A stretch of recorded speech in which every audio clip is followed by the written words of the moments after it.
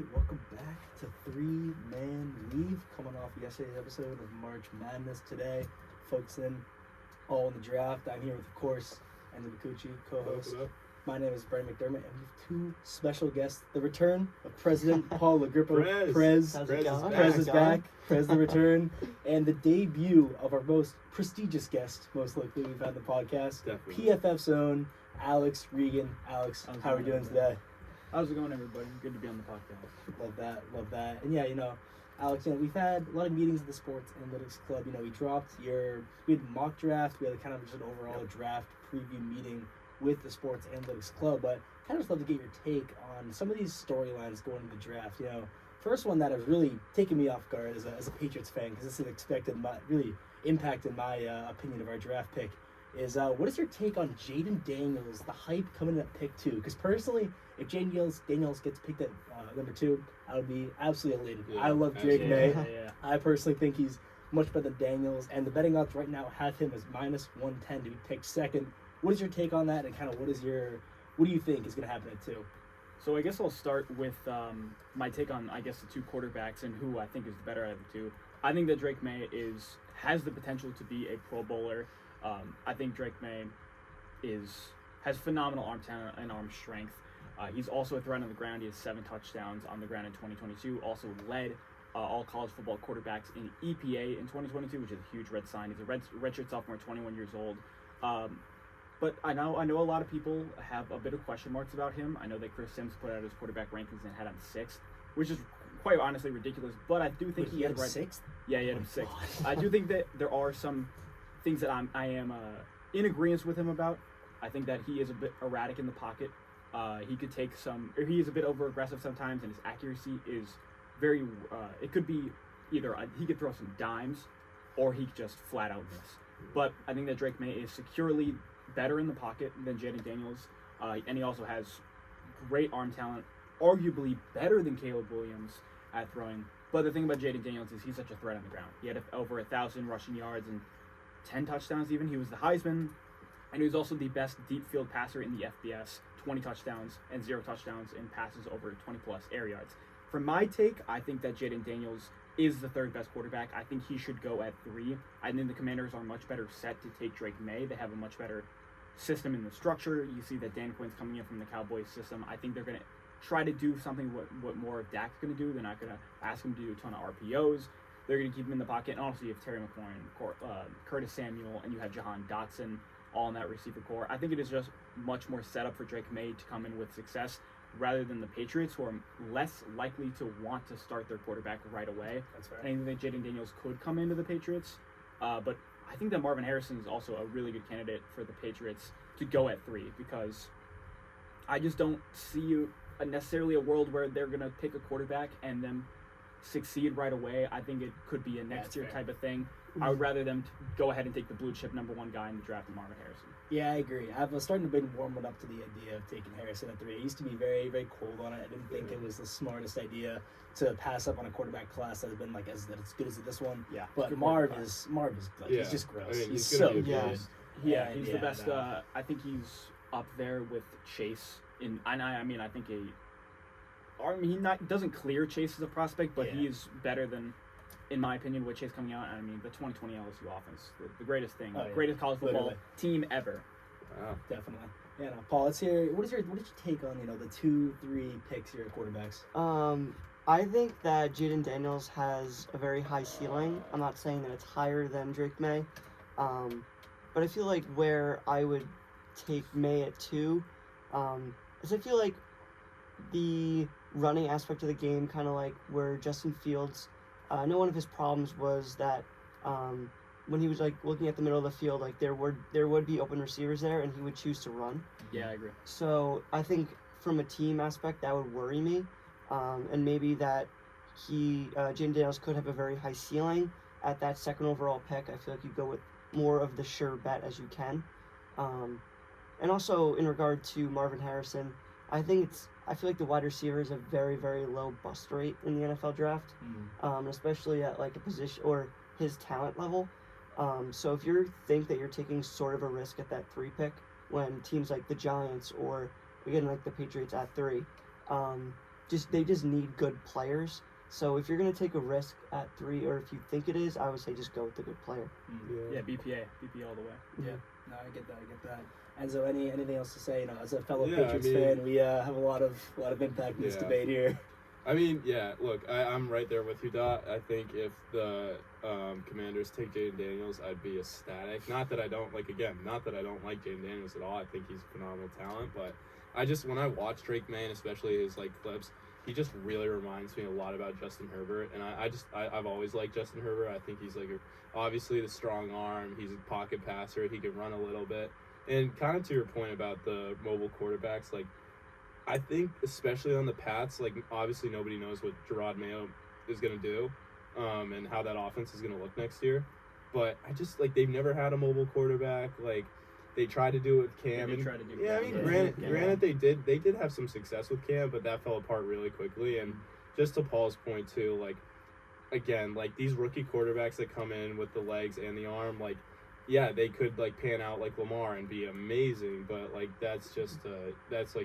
it's really hard to be Lamar. And I also feel especially in the Patriots perspective, you just want a guy that's gonna be we've had so many the past 3 years, Mac Jones, he had a great rookie season, and then 2021 he got hurt. There was a quarterback controversy, clamoring for Zappy. Even a couple years ago, there was Stidham, Cam. There hasn't been any what's the word I'm looking for? Stability. Exactly. There's not been any stability, and I think that's what really worries me with Jaden Daniels. Just him rolling out, getting smacked, and then he's out. He gets hit hard. Yeah. And he's not that big of a dude either. So I'd really prefer Drake May just to stand in the pocket, develop his arm, because I think that's the formula. But yeah, I think Drake May, to your point. But I did want to ask you this about Jaden Daniels. I did hear the Commanders were thinking about the reason there's some speculation around him going to the Commanders is just because he fits their offense more with his ability to run. Have you been hearing anything about that, or?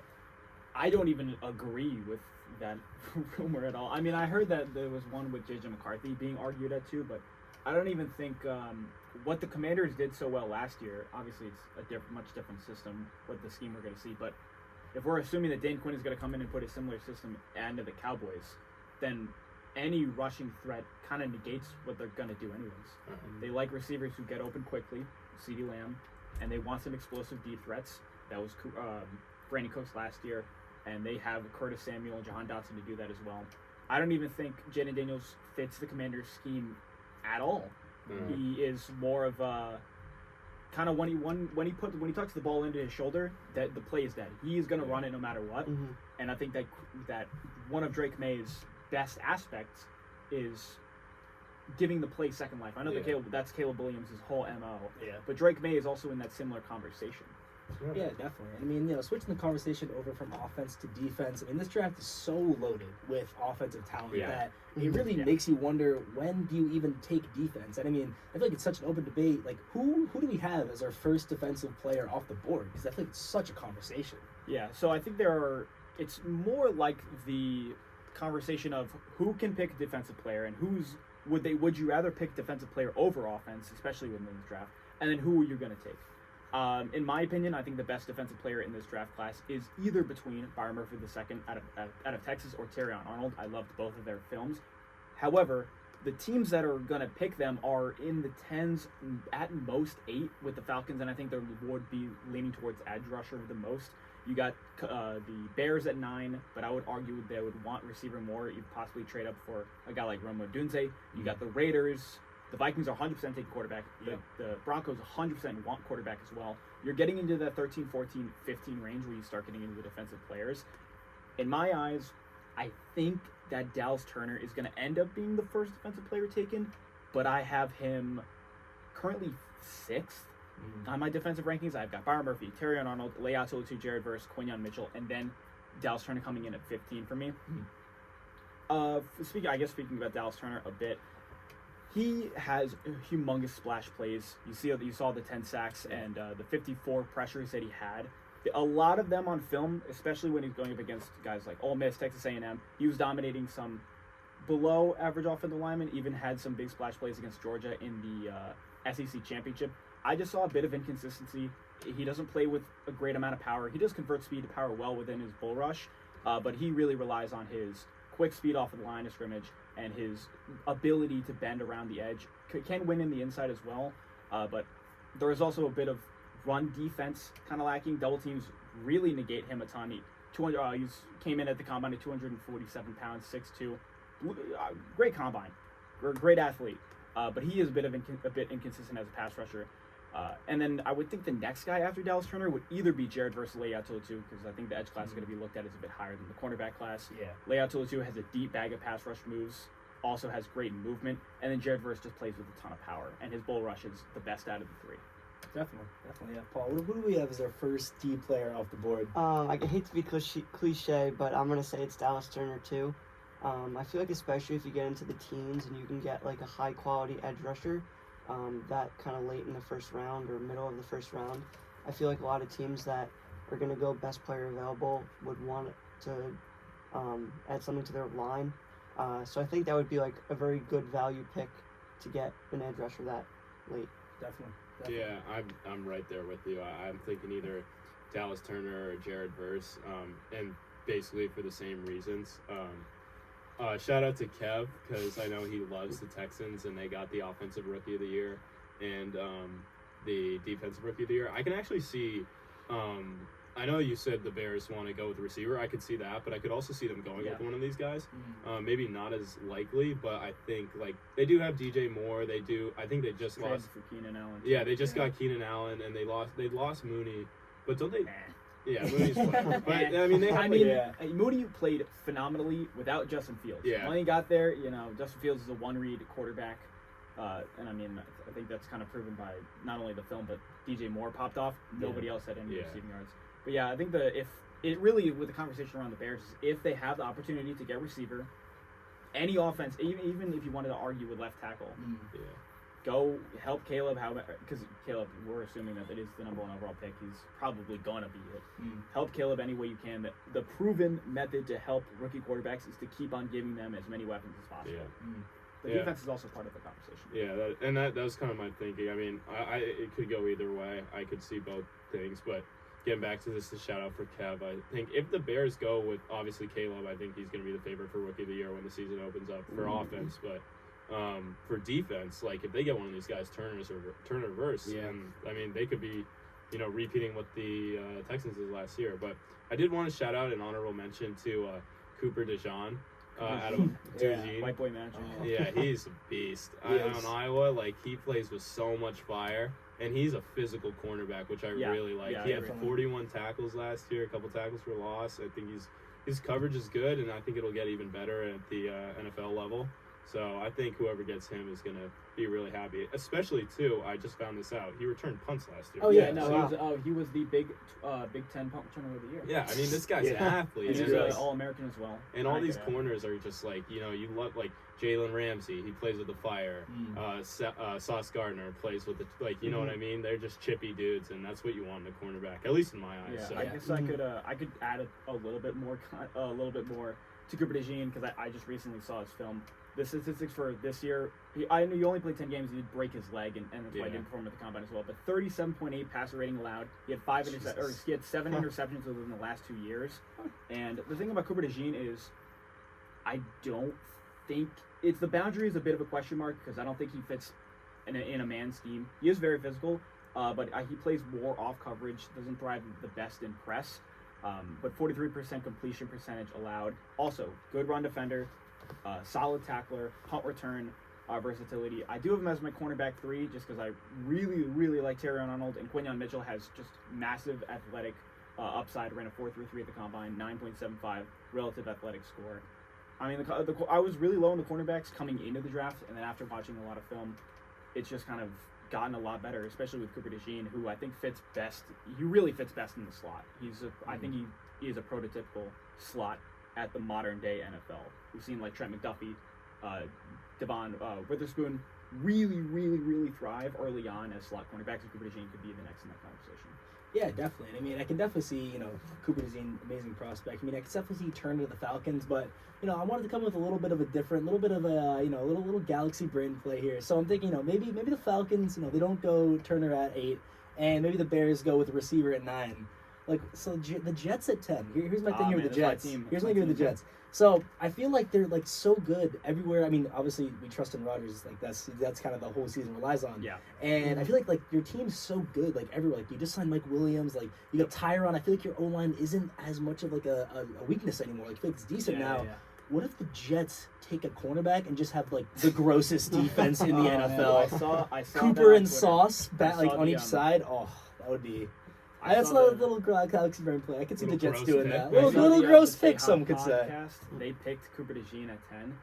Dude, well, you have Michael Carter II in the slot already. He's a top 3 slot cornerback minimum. You have Trent McDuffie, Devin Witherspoon. That's it in the slot conversation. Or you could add in Kenny Moore as well. Sauce Gardner and DJ Reed are 2 top. Sauce Gardner is the best cornerback in the league. I don't think in my eyes, it's not a question. That's not biased either. But DJ Reed is also a top 20 cornerback, especially on the boundary. If you want to move Cooper DeJean to safety, I can see it, but it's more the offensive line is hopefully solved, but I'm not convinced. I don't believe fair. Joe Douglas is not the best at building offensive line. Did sign Tyron Smith to only a 1-year deal, so I would love the 3rd-round pick to be offensive tackle.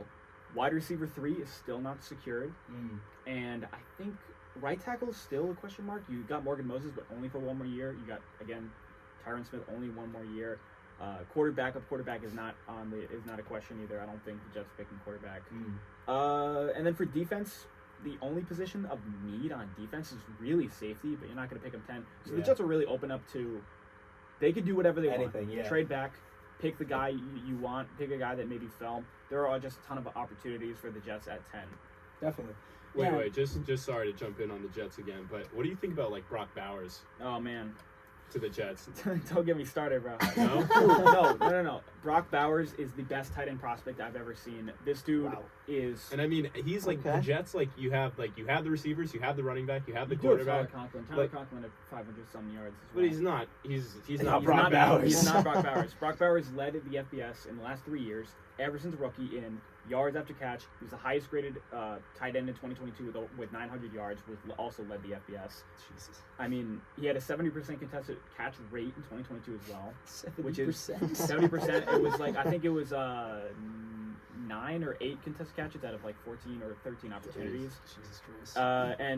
No, Brock Bowers he just fits into that Travis Kelce, George Kittle, Sam Laporta, that form of just pure receiving tight ends.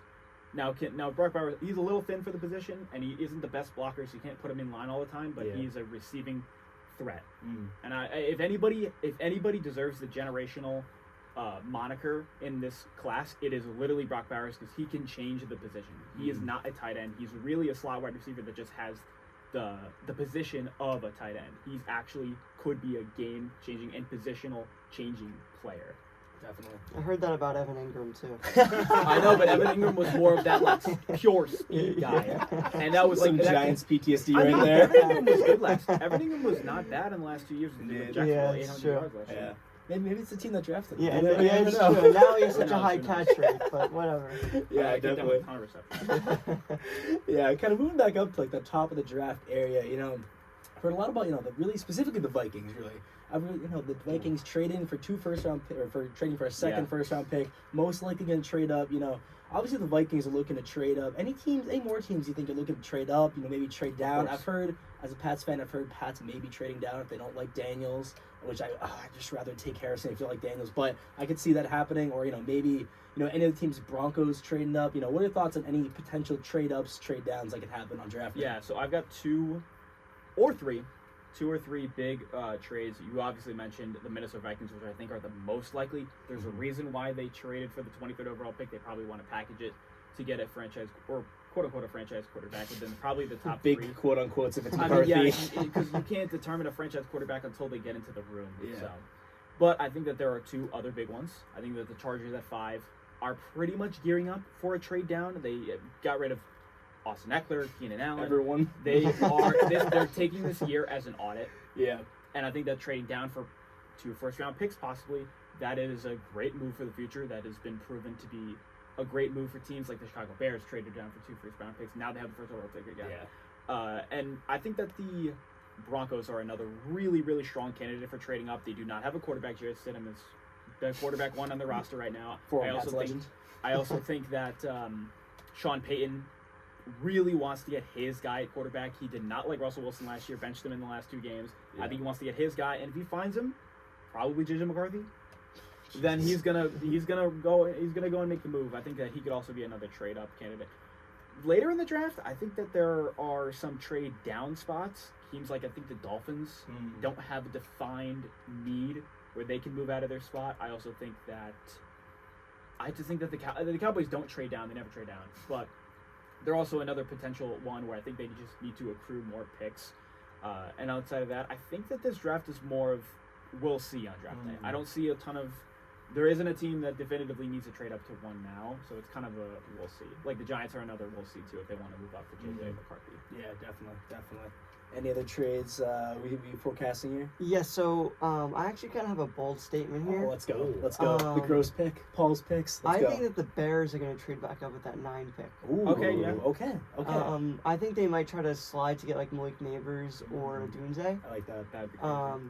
And before you mentioned how teams, like it usually helps out when you trade back, just remembering when the Bears trade up with the Giants and the Giants traded back, they ended up getting Kadarius Toney and Evan Neal. Oh, Worst trade, arguably worst draft trade of all time for both of them. I also have one more team that I think maybe not trade up, but still maybe draft a quarterback, but could. The Seattle Seahawks. Ooh, I like think that, I like Geno Smith is winding down. Yeah. And I think that if they like Bo Nix or anyone like that they can, not necessarily in the first round, but take a quarterback. Yeah. But yeah, those are kind of my 2 there. But I definitely do think that the Chargers are going to trade back, Yeah. even though I think they should get Joe Alt. But, Yeah. No, he's generational, but I mean, I feel like their wide receiver core is it's so bad right now. I feel like you gotta trade back, get like like Byron Thomas later on, maybe more receivers in the second round. And yeah, I think Chargers definitely gearing up. I mean, this receiver class is. I think that this receiver class is the best I've ever seen, and I don't think it's. There's just so much, not only depth, but there's star power. There's middle of the round. There's receivers everywhere. Definitely, you could pick. There is no rush for receivers in this draft. So the Chargers. That's why everybody wants to. You got to stay there for Malik Neighbors. You got to do this, that. There are receivers everywhere in this draft. Yeah, Mhm. definitely. So any specific trades you look at? Yeah, for, I mean, this I draft? got the casual take here with the Vikings going up again. Yeah, that's fair, yeah. Like, honestly, I think I really like the take about we'll see. Like, we'll just wait and see what happens. I think just because of how much offensive firepower in this draft is, and just like the quarterback depth, the wide receiver depth. It's just I don't think anybody really knows what's going to happen, and like especially because these teams we're talking about, like they could go one way and they could draft this guy and that's a great pick for them, but they could also go the other way and draft another guy and it's still a great pick for them. So yeah, the only one I can really see is like that's really not set in stone, but really likely is Vikings going up and getting their quarterback. So I see that, and with that Vikings going to get their quarterback. JJ McCarthy, I am just like such a non-believer. Like I would love to know from all 3 because I'm like perplexed. I don't know why he's going top 5. Is there anything like what am I missing with JJ McCarthy? I'm totally confused on what the hype is. Like why? I am also very indifferent on JJ McCarthy. I'm not a full-on like this guy can't play at the NFL. The winner moniker will carry him throughout the draft process because he won the national championship in Michigan. He had I think he had. Let's look at the ranked teams he faced. Ohio State didn't have a touchdown. Penn State, he only had 60 passing yards. Alabama, he did have 3 touchdowns, but he had that 1 interception in the first drive that got called back. TCU, he had 4 interceptions in that game. In Washington, he had 140 yards and 0 touchdowns. Yep. Blake Corum and Donovan Edwards have made this guy's career into a national championship winning career, also with the defense. Michigan's defense was crazy last year. Fantastic. Speaking of, I haven't gotten to my film with JJ McCarthy yet, but that's something that I absolutely want to do. The one thing that I really like about JJ McCarthy is his throwing on the run and pocket mobility. He had a 71% completion percentage on throws outside of the pocket. That's number 1 in this class. But his deep field ability and arm talent is really in the middle of the pack. He's also kind of a 1 velocity quarterback. He lacks a bit of touch throwing over to the middle of the field. And you saw a ton of the touchdowns, especially with Roman Wilson. A lot of it was after the catch. A lot of it was really close to the end zone. Blake Corum had 27 touchdowns, and a lot of them were on the goal line. But J.J. McCarthy he's a very interesting guy. I think he does have potential at the NFL level. He's more of, but he just reminds me a lot of what Zach Wilson had coming out. I mean, I agree. pretty much, it's almost This run up to draft Yeah. night, It's almost a one-on-one. eerie similar. both of them had the same height and really similar weight, 6'2", 219 pounds. Zach Wilson was 6'2", 214 pounds, and they kind of had that 1 year, really golden year, with Zach Wilson went at number 2 to the Jets. But yeah, J.J. McCarthy is a very interesting evaluation so far, especially looking at the stats sheet. And but he is young. I think he could. I think he minimum needs to sit for a year. And I think there is potential. It's just, would you rather take that risk now or look to next year, or would you rather pick him over guys like Michael Penix Jr., Bo Nix, who are both proven quarterbacks, or even Jaden Daniels and not Bo Nix, Drake May, who are both, again, proven quarterbacks. Yeah, definitely. And kind of more on that quarterback sense, do you guys have had any surprise teams taking a quarterback? Like, I've heard, some reports coming out, Joe Klatt dropped his mock draft, and he's got Penix to the Dolphins, and I kind of love it. He, talking about how he's not a believer in Tua getting them in the playoffs, and I'm a professional Tua hater. Enzo had him on his fantasy team in the big games. Tua would always sell for him. And I personally don't hate that deal, but I don't know. Penix is so old that it's always tough. But yeah, any surprise teams taking a quarterback they wouldn't really expect? I guess what I was saying before is I think that the Seahawks might take a shot on one of them. I think the quarterback that we're not talking about is Bo Callahan. Shout out. I love that movie. But I really do think that maybe the Seahawks or that's pretty much it from my perspective. Or actually, I thought of the Titans. Fair. Well, they have Malik Neighbors, and it's just like I feel like that's not even really a surprise, but I do think that they're going to take a shot too. And I think just like the wide receiver class, there's so many quarterbacks. Yeah, I got one. So many. Oh, let's hear this. Oh, he's got a hot take. Yeah. Let's hear it. I got one. I don't even know if it's that hot, but I got the Giants. Ooh, taking yeah, I like that. And I think it's look, obviously we know they paid Daniel Jones a ton of money. And look, we don't know if it's gonna work out yet. He's been hurt. He hasn't had the best offense. It's not gonna work out.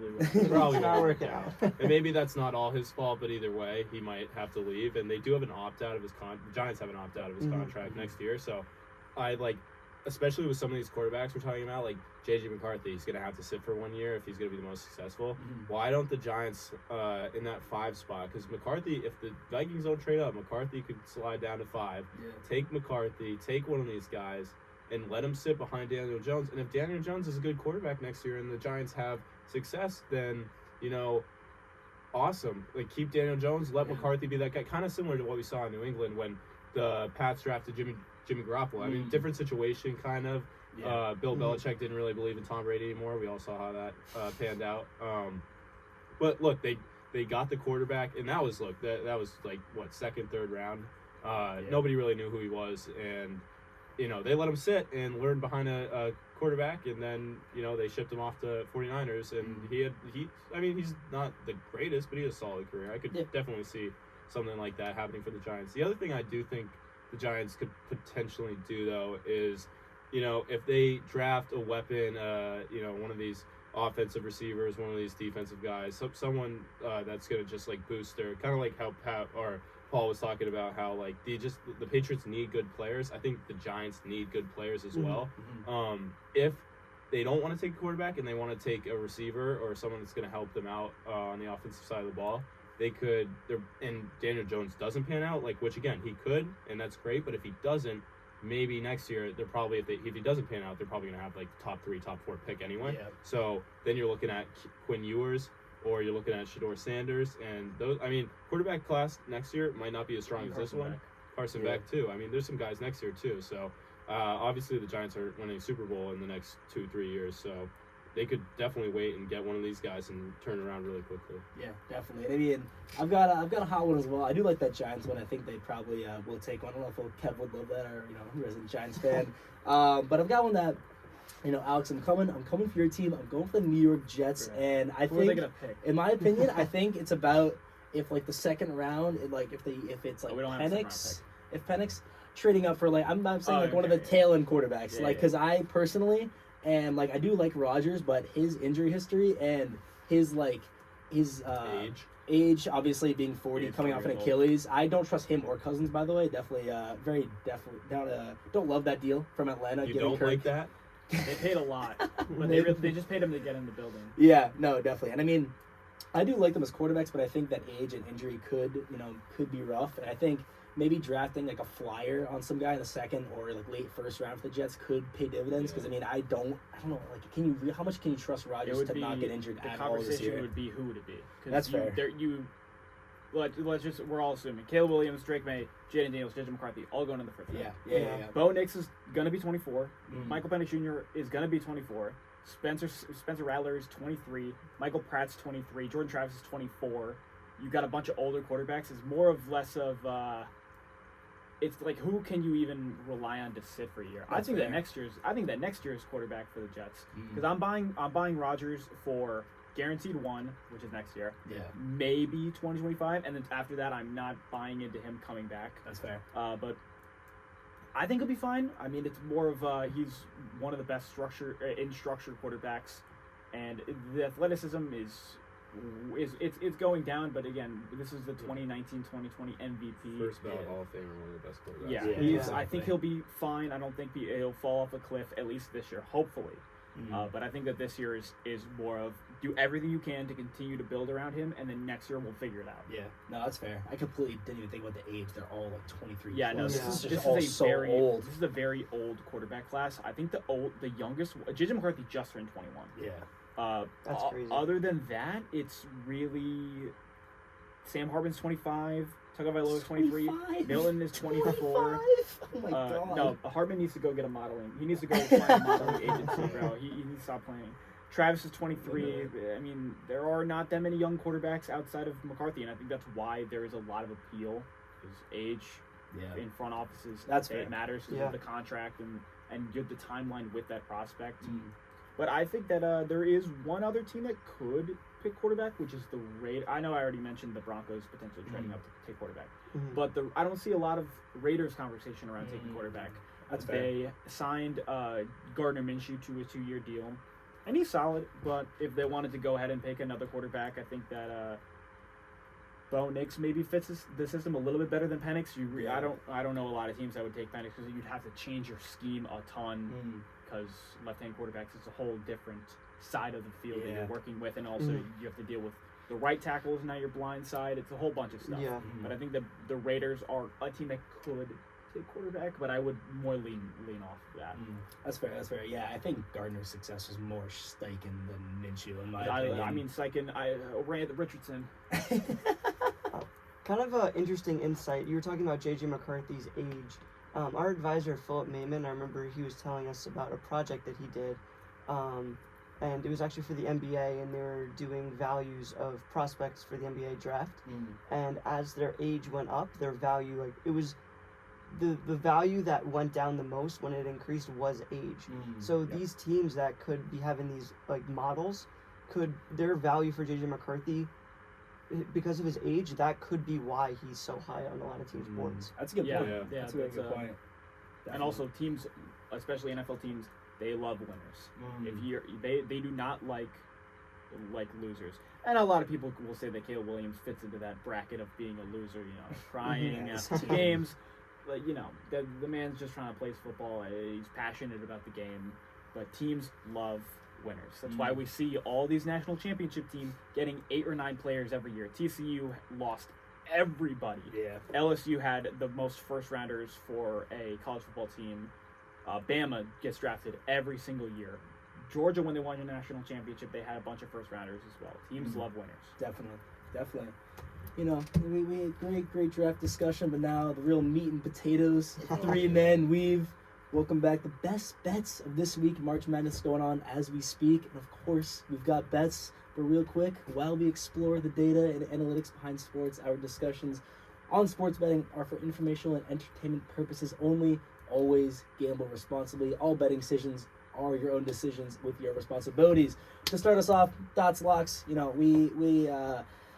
So yesterday we March Madness preview, and I had some hot takes. Oh, One of boy. them, Yeah, this is tough. one of them. This is rough. This is really bad. We one of them, Max had Kentucky go to the championship, and obviously, Max messed up, and I had New Mexico in the Elite Eight. Oh, I had my New Mexico Lobos in the Elite Eight, and so if you could, pretty sure they lost. Yeah, they were first down round. by 16 when we left. Oh, but that's yeah, really they're good. done. So yeah, we're actually not the hottest start to March Madness. That's how you but bounce back. It is That's how what I always say. it's how you bounce back, and we bounce back this week.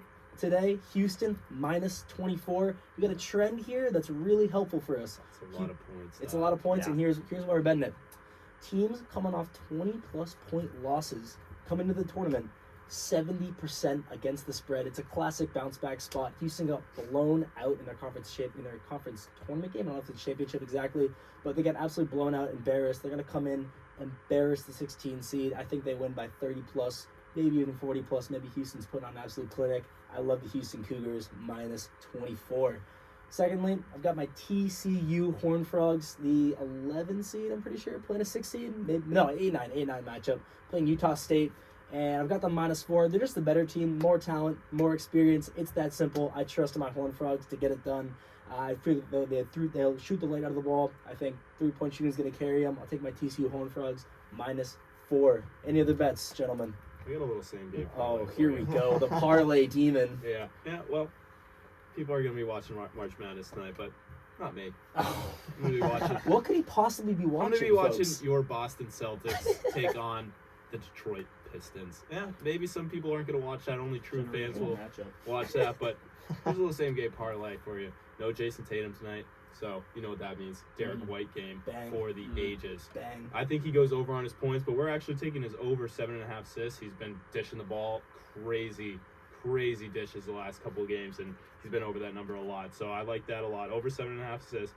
Cade Cunningham predicting him to get over 21.5. He'll get his points, especially because I think the Celtics are going to blow this Pistons team out. Of course. And even if they don't, it'll be close. So Cade Cunningham has to have points if he wants to make it close. So that's my reasoning there. And then Jason Tatum. Who's the other guy on this team? Who could Jalen it Brown. be? There we go. 27.5 points. 27.5 points for Jalen Brown. And that's going to be 3-legger, and that's going to get you +460. Some great And odds. even if you want to sprinkle this one in, the little, Those sprinkles. the white mamba, as I like Oh. to say, Sam Hauser, Oh, maybe the I love white that. Steph Curry, Perhaps. coming off a game where he twisted his ankle. Through 3 quarters, he had 10 triples. He would have broke the Celtics 3-point record. I think it's at 13. He got hurt in the third quarter. He had 10 3-pointers coming back tonight in the starting lineup. His line's probably at 4.5, 3, somewhere around Probably there. nothing. Yeah, hammer that line. I mean, all this guy does is shoot. He reminds me a lot of. Honestly, that kid last night on Oakland, Jack Golke, love reminds that. me a lot Yeah. about Hauser. How they just run around the 3-point line and chuck up threes. So if you want to sprinkle that one even more and just increase those odds a little bit, I really like the same game parlay. And I mean, it's the Boston Celtics. You got to bet on It's them. the Boston Celtics. Yeah, I got one funny one. Grambling State +27.5. Oh, there we Yeah. go. -120. Purdue is We hate not a Purdue. tournament team. They lost last year, and just a little funny little haha pick. But I wish maybe when the game goes a little bit past the first half, I might bet Grambling State money line. Oh, we love that. Purdue is just. Zach Edey is a Bro, fraud. if Zach Edey was 6 feet tall, he'd be a grocery bagger He at would. Stop and Shop, bro. He would. Yeah, that's Grambling State +25.5 -1. Amazing. Love the Purdue fade. All right, I got a hot take. Oh, bang. Oh yeah, I love it. Paulie's picks. All right, we're gonna switch it up to women's basketball here. Oh, let's Oh, go. yeah. Fairfield, Oh. shout out. I know it. This is, I can smell the pick here. I mean, Fairfield University women's basketball. Take the money line, Let's and go. if you want to make some money, Oh. just pick them to win it all. Hey, there we go. There we go. All right. Probably getting, those odds must be +10,000. That's Yeah, why but we it's bet easy them. money. That's why we It's bet easy them. money. That's why we bet them. Amazing. We trust in They're going up Nelly. against Indiana. We trust in Nelly and the gang to get Let's it done. go. We're making the upset. I love that Exactly. pick. I love that. All right. Great Yeah, I pod. think that's Great it. pod, gents. Thanks for having us on. Yeah, of course, anytime. Of course. Fantastic. My ears. That's fire. All right, sorry that I literally hit this thing. Don't worry, bro. Don't worry. It's happened.